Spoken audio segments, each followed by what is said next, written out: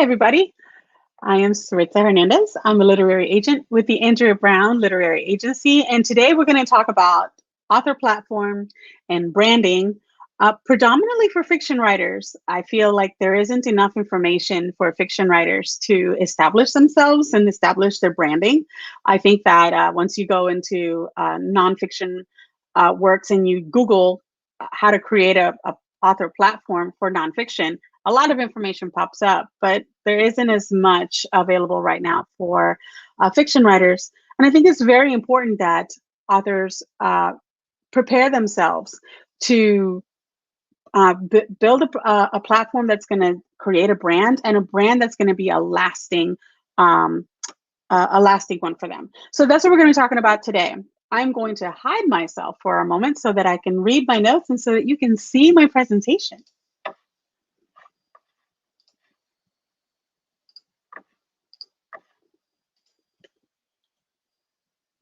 So here's what we're going to cover today. We're going to discuss the importance of establishing your author platform before you're published. We're going to tie that author platform to your author brand and hopefully set up some ways that your author brand, the ways that you can set up your author brand before your book is released, whether you're traditionally published or indie published. An author platform is as vital to the fiction author as it is to the nonfiction. And it encompasses everything from blogs to social media presence, speaking engagements, media contacts. But simply put, an author platform is the ability to sell books because of who you are or who you can reach. Who knows you? How do they know you? Is what you do before you're published that will amplify your message and lead sales back to you.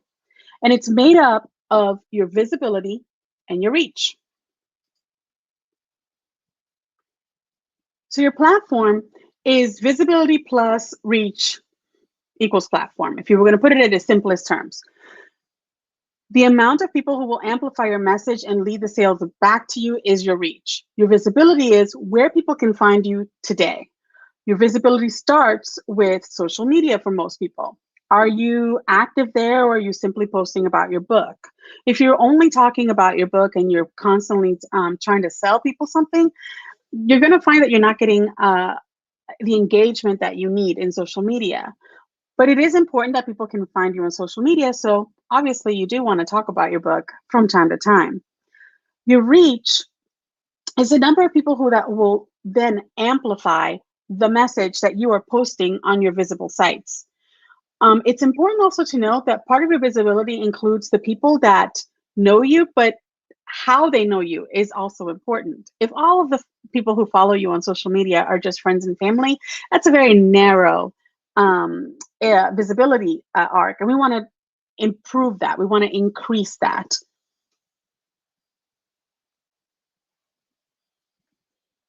So why do you need a platform?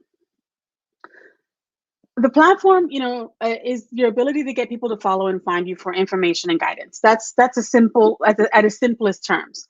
But while the platform is more crucial to the nonfiction space than maybe in the fiction platform, it helps prepare you for that rigorous marketing schedule you're going to need to keep after your book is published. Publishers like to see that authors understand visibility and audience. Understand visibility and audience reach, and can easily take off with marketing plans as they're presented. Editors and agents, we like to see that the authors are able to build and retain an audience. It helps us to see how you can propel a book forward in a competitive genre, predominantly in, right now in the YA space. We want to see that you can not just build an audience, but retain them over the long haul. And consumers, your audience, they like to see that authors connect with them outside of the written page. When they connect with an author, they're more likely to make them auto buys, and they become loyal customers.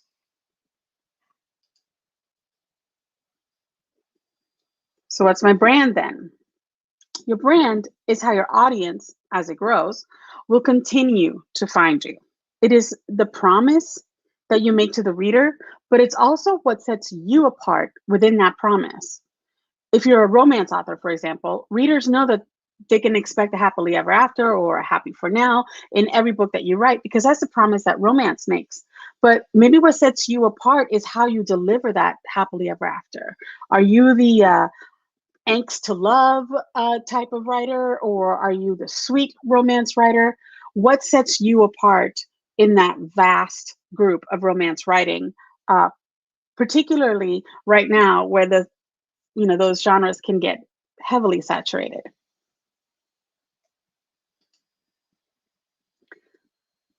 So, how do you identify your author brand?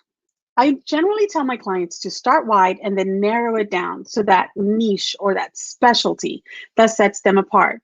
So, as we were talking earlier about romance, and maybe you're an angsty writer, all of your books have that moment where people feel like, oh, I don't think it's going to happen for them, and then suddenly it does.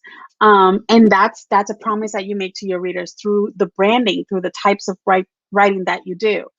That might be your genre and your brand, but it kind of also sets you apart within that particular group. If you're a mystery writer whose main characters are all female, you are known for, the female sleuth. That's part of your brand. How are people going to identify your work? What promise then are you making to your readers within the genre that you're writing? Science fiction, fantasy, mystery, romance. Obviously, all of these genres have their own particular branding and their own requirements. But your work not only has to set itself apart, it has to define what the readers are going to come to expect from a your pen name type of book, right? Once you've identified what those are, what your niche is, what your specialty is within your genre, what the promise is that you're going to make to your particular readers, then identify that niche within that broader market. What will the readers come to expect in your books that you are going to be known for delivering? If you're known for something specific or a distinct style of writing, you want to include that in your brand through your voice. We talk about voice a lot in publishing, not just the character's voice, but the authorial voice. What is it? And the authorial voice is what you are going to be known for. When people pick up a book by you, they're going to, whether they look at the cover or not to see if it's you, if they start reading pages, they can identify your work. So where's your audience for that brand then? You want to find out where most of your fans for that brand hang out. Your target audience is more than a demographic, though. It's more than a group of people in a particular age group. It is the group of people who will connect with your voice, with the theme, with the setting, or even with a character. Right now, a lot of authors are finding ways to engage with audience through social media, through events such as this, where they get to connect with other writers as well as readers of their work, and they get to have a sense of what the readers are looking for. Places like Write on Con are a great place for you to not just connect with the reader, but also connect with what they are connecting with, as you get to see the questions that they ask, as you get to see how they engage with the authors that are speaking. And you get to have an idea of where they're shopping for the books or discussing the topics that you're going to be covering in your works. If you write middle grade horror, for example, you want to hang out with other authors who write that, but you also want to hang out with readers who are currently shopping for or looking for, hungry for your particular work, especially if it's in the younger categories. When in doubt, though, network with other authors, especially published authors in your genre, so you can learn more about where their audience has connected with and see if you have a shared audience with them. Once you've determined where your audience is, once you've determined what your brand is, you have some idea of how you're going to navigate your platform, make sure that all roads lead back to you. Publishing success isn't about how talented you are Rather, it's about what you do with how talented you are. People are not going to know about your successes, and people are not going to know about the books that you're writing if they don't have a place to go look for that. And yes, while we use a lot of links such as Amazon and Goodreads, if there is no other link beyond that for the reader to go back and find you, they're not going to know about your social media. They're not going to know about ways that they can connect with you on a more personal level that can also help them feel like this is the reason I want to buy more books. Remember when we talked about the auto buy feature in the beginning? You want that from your readers. You want people to not just see themselves in the books that you write, but connect with you and the types of things that you do. Your website, social media, promotion materials, they all should have this match that niche that you developed, that voice or that theme that you're going for. And I recommend for authors who are just starting out to try to figure things out, one of the easiest way to do that is with your website. Make sure that your website, your social media have a similar look. If you have a particular avatar for your social media that's not your picture, use that same avatar on your website. If you do have a picture on social media, make sure that that picture is prominent on your website as well. Keep the colors and the themes and the way that you talk on social media similar to the way that you engage on your website, especially if you have a blog.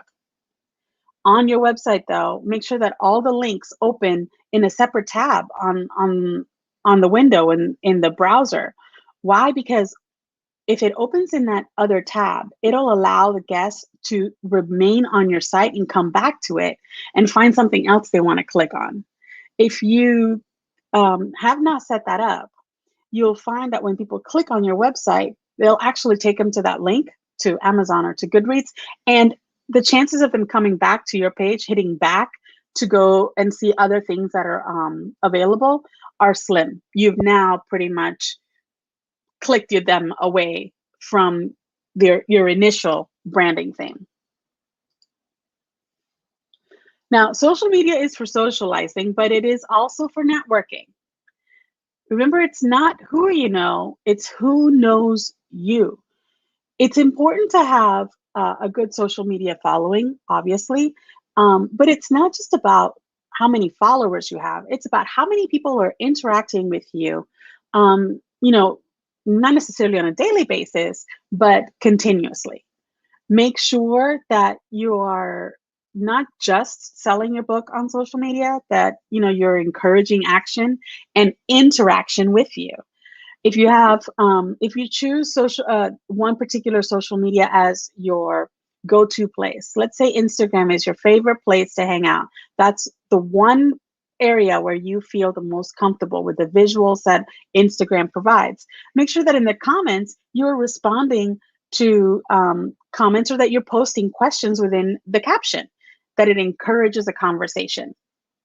Use that social media to network and cultivate long-term connections also with other authors, particularly those who are published in your genre. A great way to amplify your platform is to have another influencer amplify it for you. So here are a few resources that I have found helpful, not just in putting together my presentation for you, but as I'm working with my clients, helping them set up their own platform as well. Creating your writer platform with Chuck Stampicino has a lot of great information, as well as Jillian Manning's platform for fiction writers. Jane Friedman is a wealth of information. Her blog has pretty much, or her website now is pretty much all split up in areas that you can find almost any answer to any question you have. But if you start out at a definition of author platform and just follow it through, not only will you see basically a lot of the information that I have here, but you'll see how she uses her own platform to maintain her information and keep you moving forward through all of the information that she provides, not just blogs that she's written, but things that her clients have done, or ways that she's been able to help other writers establish and maintain their author platform. So we've been talking about social media, And I invite you to follow me on social media. On Facebook and Twitter, I'm at Lit Agent Saritza, and on Instagram at Saritza H. You can learn a little bit more about the things that I'm passionate about, the things that I work with, and a little bit about my clients through my social media platforms. But it's also a great way to connect with other writers as they like to communicate through a lot of the questions that I post, particularly on Instagram lately. So I'm going to start my camera again so you guys can see me.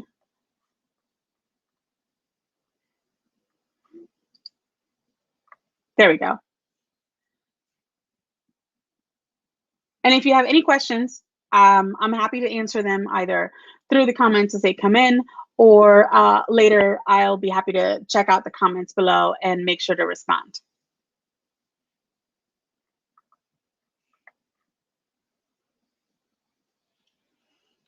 So one of the questions that's come in is, what do you recommend for authors who struggle to self-promote? How do we get past the discomfort? Great question. It's not always easy to engage in social media. I completely get that. And it's also not easy to stand in front of a group of people and just start talking about yourself and how awesome you are. Both of those are approaches that I don't recommend if you have any kind of, if you're not yet comfortable in social settings. But what I would say is start out small. Pick one social media platform and make that your go-to. So let's say that Twitter has become the place where you feel the most comfortable. You don't have to put pictures up if you don't want to. It can just be text driven, and you feel more comfortable in that environment. So what I would say is I would start out with that particular social media as a place to talk to other authors, find other authors, and have a communication through the thread.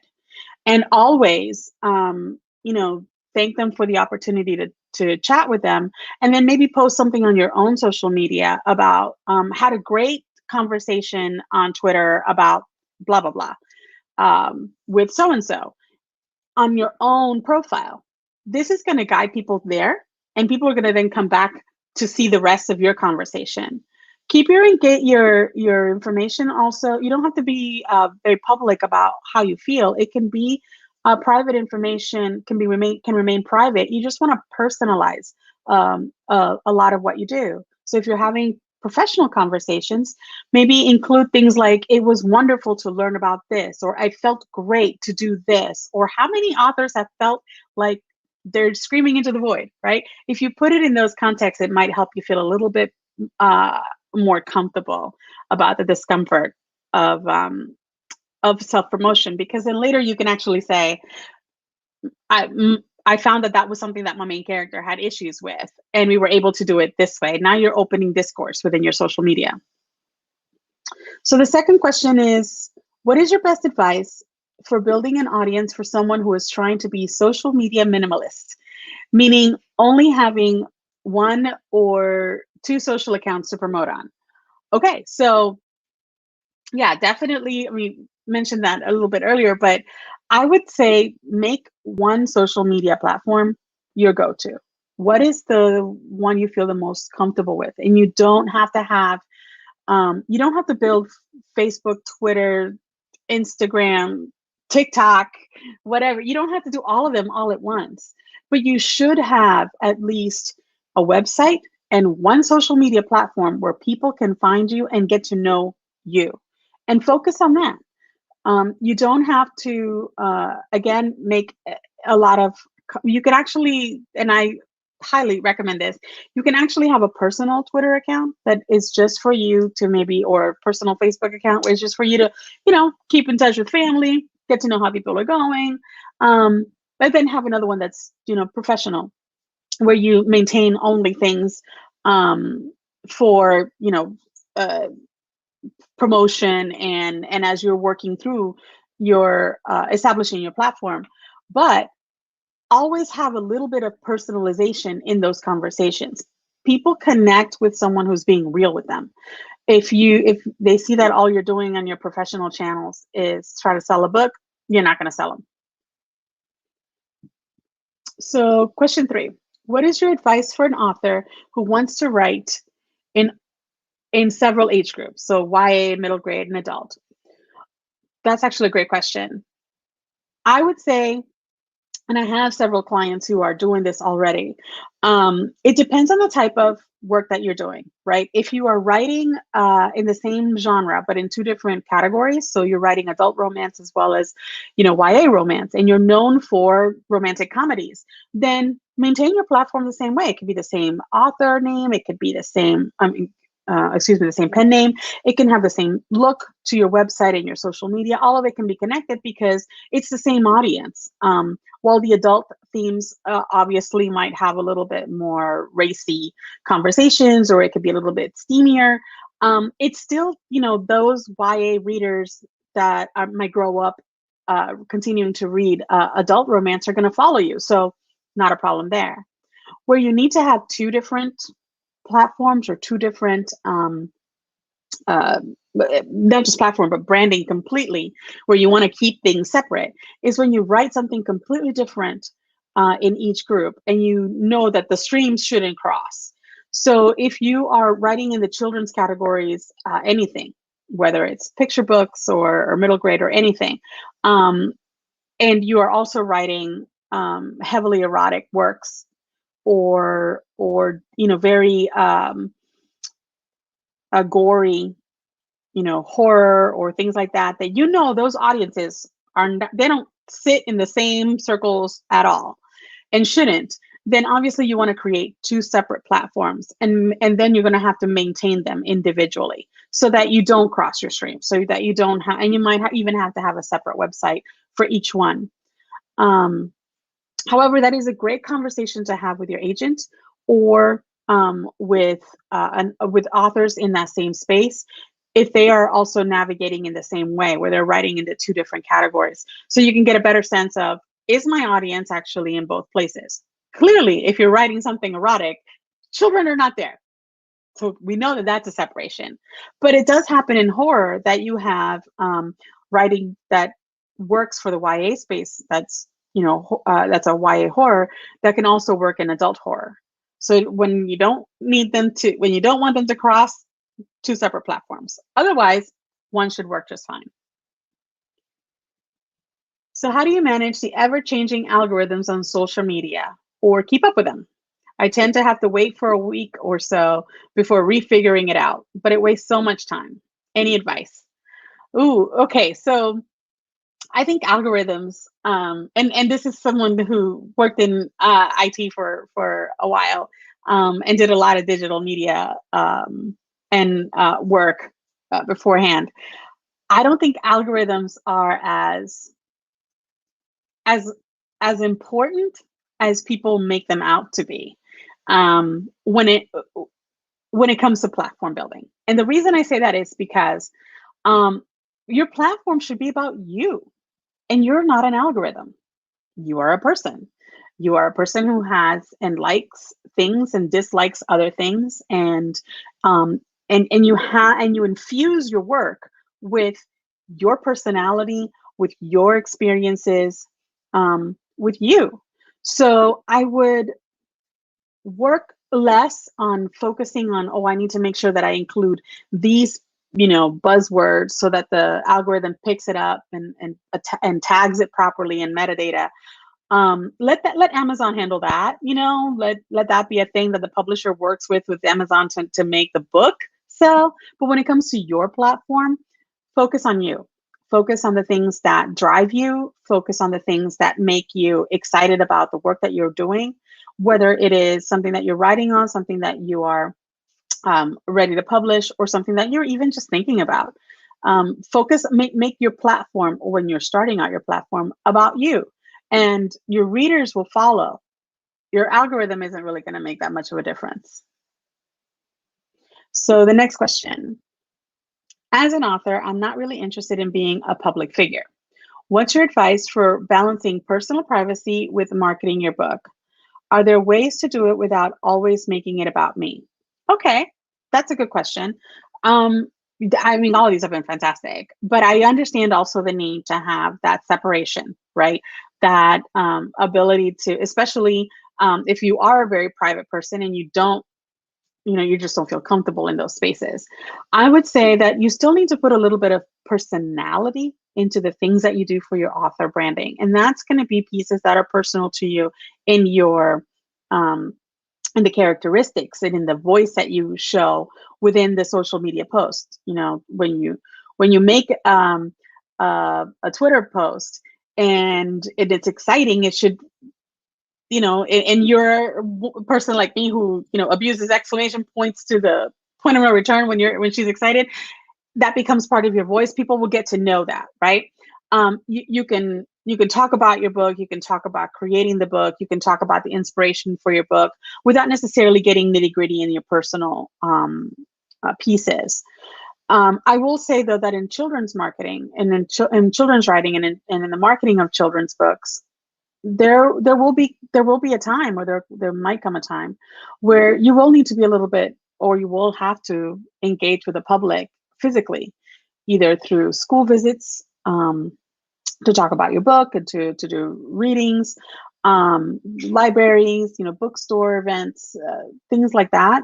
And so then you need to also know how comfortable you feel with making those appearances. Do you feel comfortable with your photo being taken and posted in, Publishers Weekly, or in, magazines, highlights magazines, and things like that, for interviews? Because if you don't feel comfortable with that, and that's completely okay, that's a conversation you need to have with your agent so that they can help you set up your platform in a different way. So the book can obviously still be marketed, but that you don't have to feel pressured to do something outside of out of your comfort zone, because that's obviously going to show, and people then are not going to, they're going to maybe not connect with the work that you want them to, because you don't feel comfortable in that public persona. I would also say, talk a lot more on social media then about other authors, about other works, about characters that, as you were reading them, really became something vivid for you that maybe helped you strengthen your characterization for your main character, or that maybe were the jumping off point for your idea. Seeing how people reacted to this character made you think that, oh, what if my story was written from the villain's point of view? And you can talk about that in social media. Well, again, it's something personal, but it's not something private. So the next one kind of goes with the previous question. Can you still get published without going online, having a platform on social media? Absolutely. Absolutely. Platform is not something, it's not the end all be all. It's not going to be a publishing house isn't going to say, oh, we will only publish this if you have 10,000 followers on Twitter, and you will do all of these things. Their marketing team will help you set that up. That's just part of the process. But if you have an established platform, it can help enhance the offers that you receive from publishers, because then now they're thinking of, okay, we don't have to do the heavy lifting of creating a platform for this author that might make us have to push the book further out in the schedule in order to do that, or they might see it as a way of saying, oh, we love that she's a school teacher, she's been talking a lot about the books that her kids engage in, and this is clearly a book that she wrote that she would love to have had for her kids to read in school. We're going to help establish, or we're going to help enhance that teacher platform that she already has. Everyone knows you as, the TikTok teacher who dances with the kids every morning, or something like that, right? So no, you don't necessarily have to have it to get published. It just helps. It really does. So next question. Many platforms are making videos, stories, reels, IGTV, TikTok, yep, a major thing. Do you think one needs to get into that to stay relevant?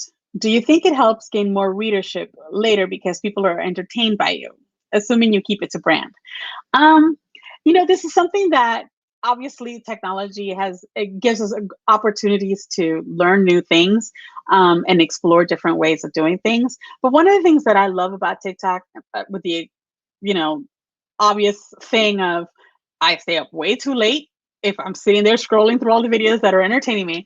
But it feels like it's a glimpse into somebody's personality when they're entertaining me about something that they're passionate about, whether it's they're singing or they're dancing or even just, you know, mimicking or lip syncing something. Um, Again, it has to be about something that you feel comfortable with. And one of the things that I've noticed, especially in IGTV and TikTok videos, the ones that get the most attention, the ones that get the most hits and shares and clicks, are the ones that are silly but still make people relate, right? You remember trying to figure out how to do that dance, or you remember seeing like the new cover come out for your favorite series, and you have to go back out and buy the new book. And it's not necessarily always about the author's book per se, but it's about the things that make them happy about what they did to write, right? And sometimes it's just an author sitting there staring at the screen, and you're like, oh, I remember that, staring at a blank. Oh, you see it's like a cursor in the background. We've all been there, right? So it immediately helps you connect. But no, it doesn't have to be something, there's no one way to do it. I'm just saying that whichever one you pick, or whichever two you pick, whatever platform you feel is the one that's right for you, make sure that you make that your central view, and make it something that other people can connect with, whether it's by commenting with you. And, you know, obviously it can get a little bit difficult. Trolls exist. But it allows for people to be able to engage with you in a way that then when you talk about the book that, you know, you've announced the book deal that's coming out, everybody that who's been following you on that social media is going to immediately want to support you because they feel a connection to you. So next question is, if you had to choose, what would be one tactic every writer should use in order to build their platform? I don't think that there's I really don't think that there's like one tactic. I don't think that there's one way. I do believe that and like I mentioned in the presentation, it's not just who you know, it's how do they know you, because in the end that is going to increase the visibility. Their audience, their followers are going to connect with you and maybe follow you. So you can know huge influencers, but if they are people who really don't know you and won't, you know, throw the ball back towards you so that you can get more followers or so you get more interaction, then that's not really helpful. I would say that any platform that you use has the opportunity for you to, like, you know, blow up at any moment, you know, with a lot of followers, with a lot of attention. And so then you have to also be mindful of how comfortable am I if all of a sudden, you know, I go viral. And how do I then navigate that social media platform in that way? If you go viral on YouTube, it's going to be different than if you go viral on Twitter.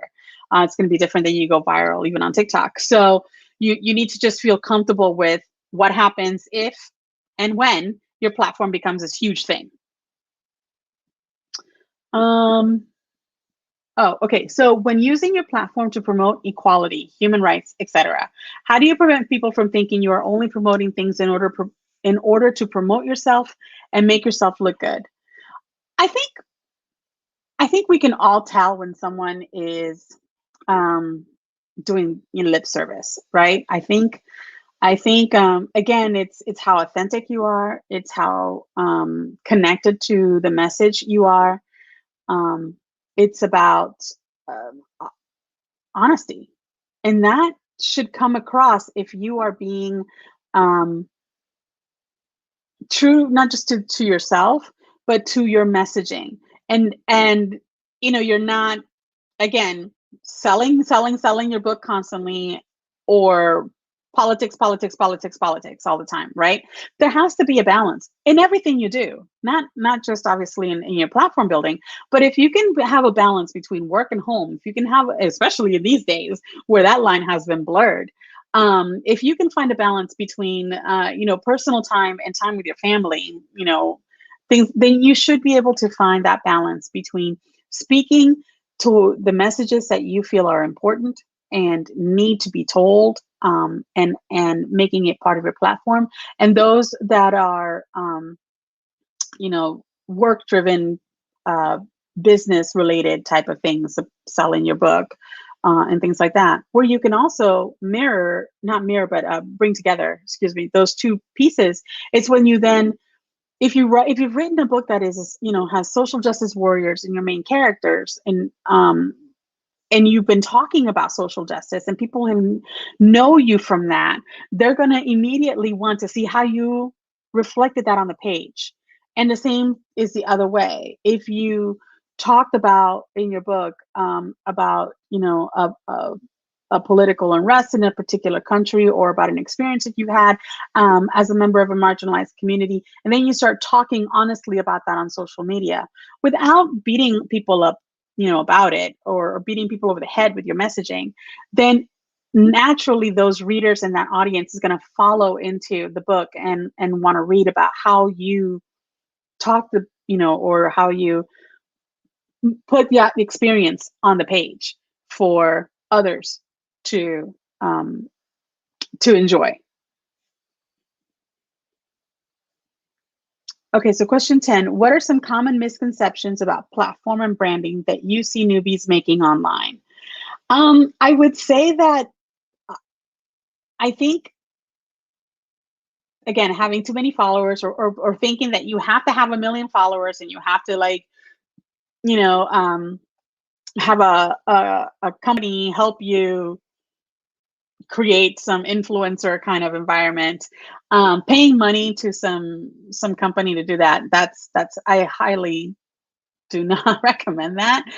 One, you don't have that money to spend, and even if you do have that money to spend, it's probably better, used, towards creating, ad campaigns and promotion pieces for your book when it comes out. So save your pennies there.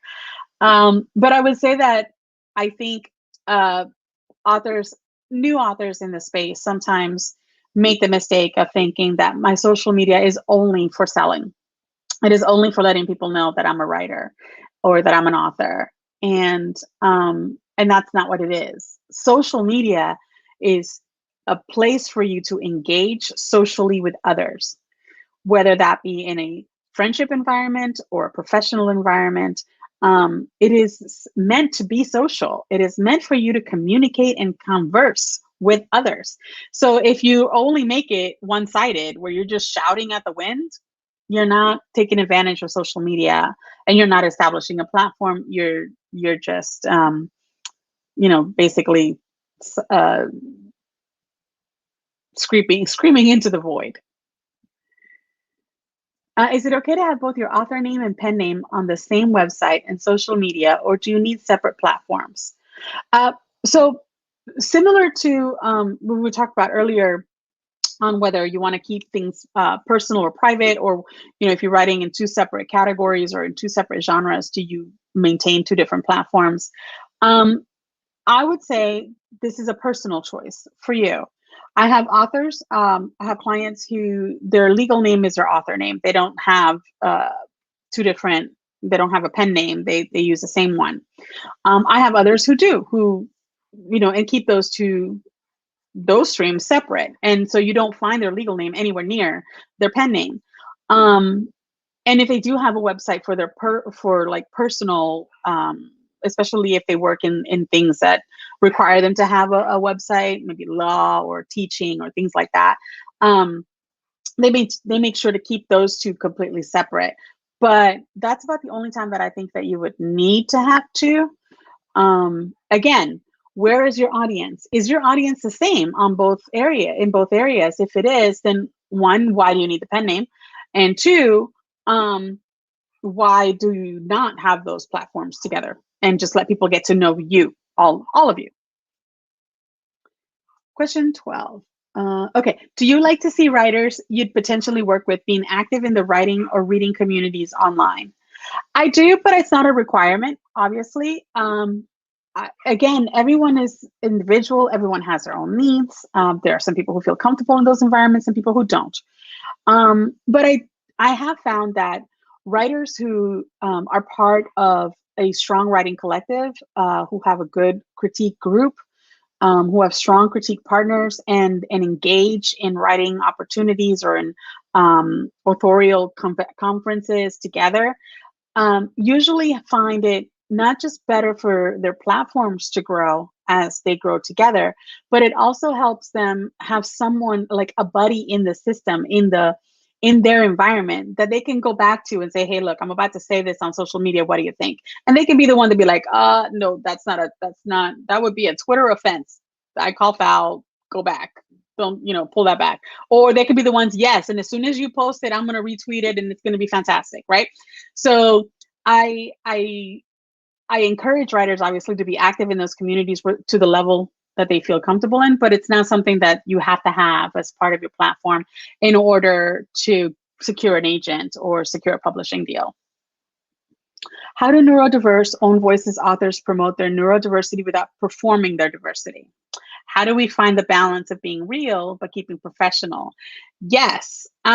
So this is you know, a difficult and an easy question all at once. And the reason I say that is because it's as complex as neurodiversity is complex, right?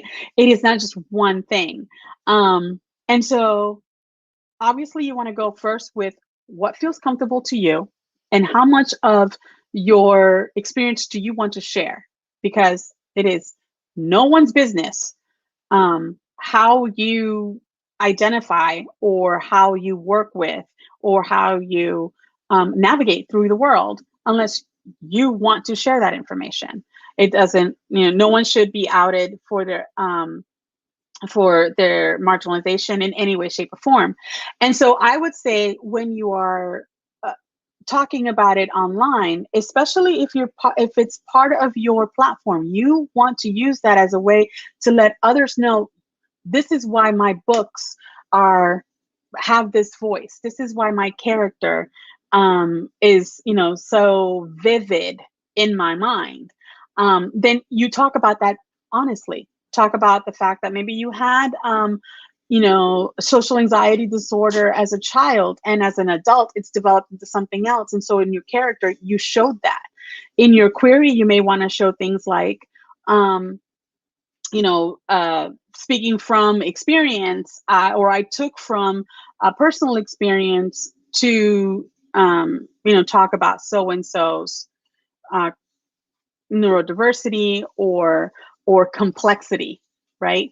But if you don't feel comfortable even saying any of that, you don't have to. And I don't want people thinking that that's because it should also never be a way that you monetize that. I don't, it's not the right word, but it's icky. That shouldn't be the way. But definitely if you feel comfortable talking about it and you want people to understand why the characters behave the way they do, why this book is so important to you and to the people that you wrote it for, then definitely, come out the way you feel comfortable.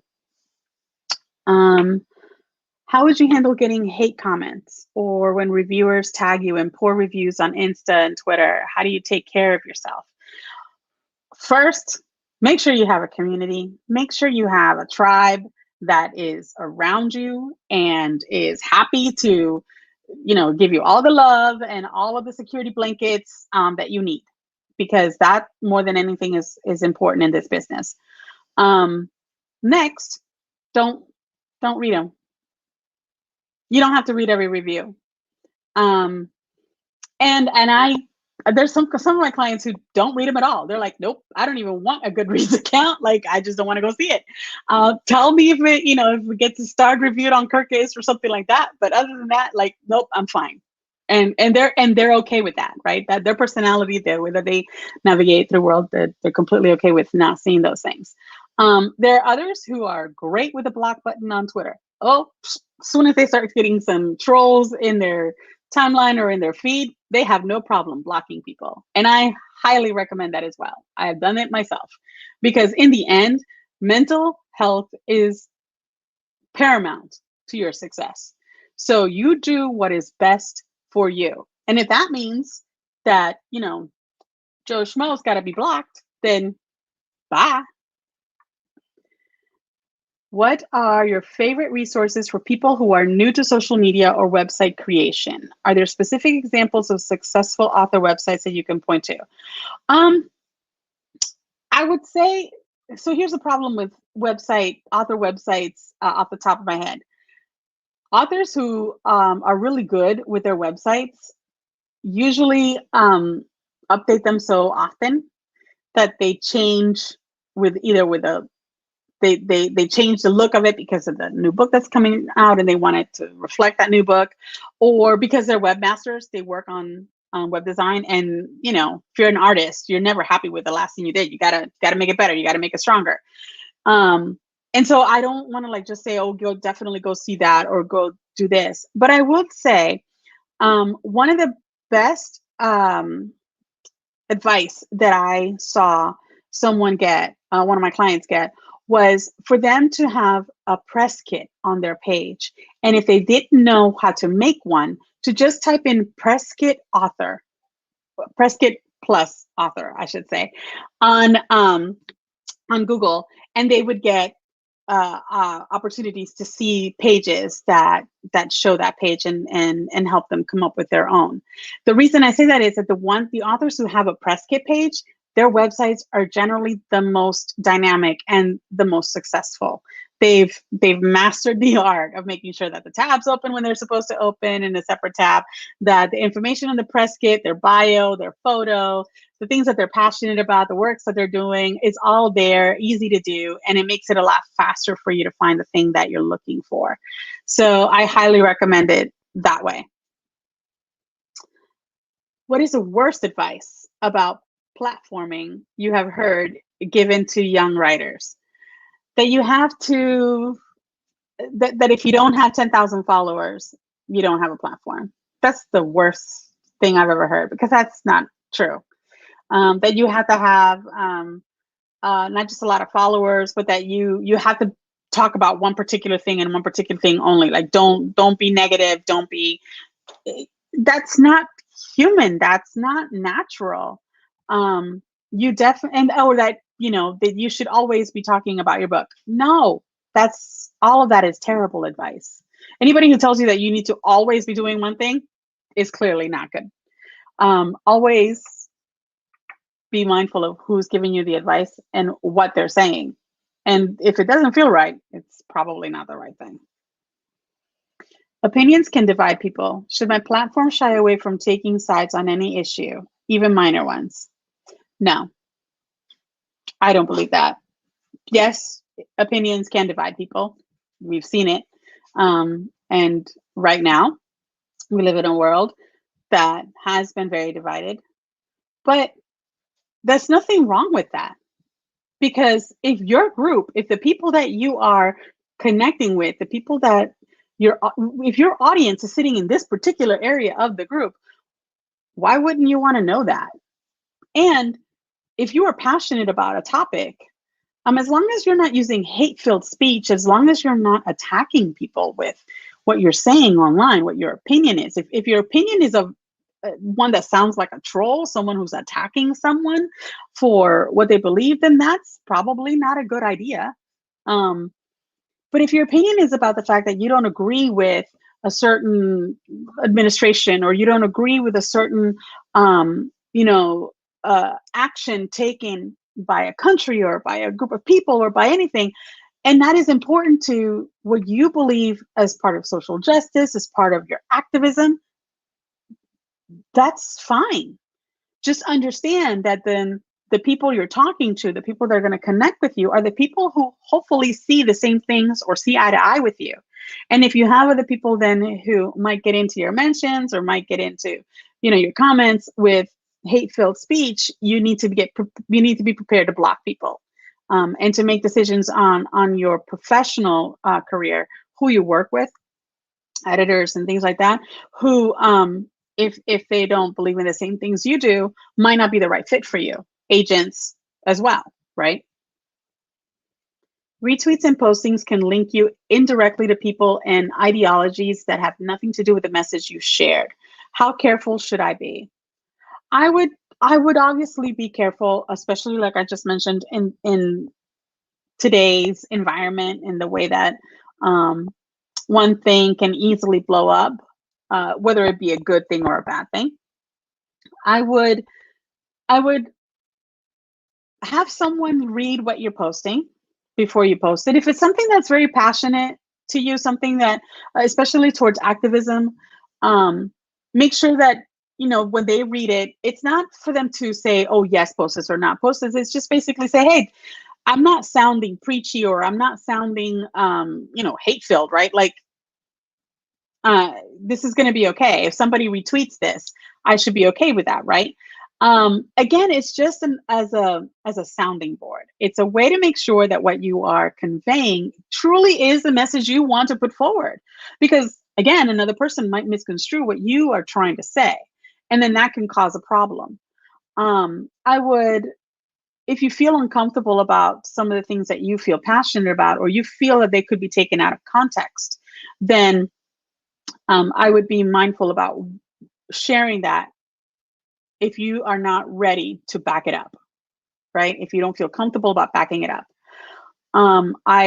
Otherwise, I will, just be prepared to respond to messages as they come in, however they come in, whether they be an opposing view or something that then encourages what you are supporting. And if it's encouraging to what you're supporting, that it is something that you truly believe in, and that they've received the message the way you expected it or intended it to be. So the last question, how do you balance writing and building your platform? However you have set up your time during the day to get things done through COVID, through having your kids at home, underfoot, spouse, everything, not being able to go outdoors as much as you had before, not being able to just get away, whatever you have set up for yourself as your daily ritual, you're going to then have to start creating a slice of time to add platform building, whether it is scheduling 15 minutes every day to check the social media platform that you want to focus on, or whether it's every 2 or 3 days at this time, I'm going to go in and I'm going to update website. I'm going to do my social media platforming, whatever that may be, website and social media. You need to set that up for yourself, but make sure that when you do that, when you decide how you're going to schedule it, that you become consistent with it. Because the problem with social media is that because there's so much information happening every single day, and things are happening, especially on Twitter, that it's just like, it seems like a never ending source of either frustration or elation. You just don't know. You want to make sure that every day you take a moment to go look, especially if you're going to be if you're going to use activism as part of your platform, which I highly encourage you to do. If you have something that you're passionate about and you want to talk about, definitely do that. But you're going to have to set time aside and create it as part of, and consider it part of your writing time, because it is. Just like reading should be a part of your writing time. You should be reading in the genre that you're writing. So however your schedule needs to be, if you're writing at between 4 and 6 o'clock in the morning, because it's the only time you have peace in your household, then you say, okay, from 4 to 6 I'm writing, but at 6:30 in the morning I'm checking social media, and then I'm going to bed, or whatever it is, or I'm getting my third cup of coffee, wherever you are in your life. But yeah, definitely make it a consistent habit. So I wanted to thank everybody for being here. I really appreciate all these amazing questions. I will do my best to respond to any that I may have missed, if there are any in the comments. But thank you again, the Right on Con staff, for having me, and for all of these amazing questions. I hope to see you guys again next year, or see some of your works come through my query inbox. I hope to be opening up in late March, early April. So Looking forward to it. Bye.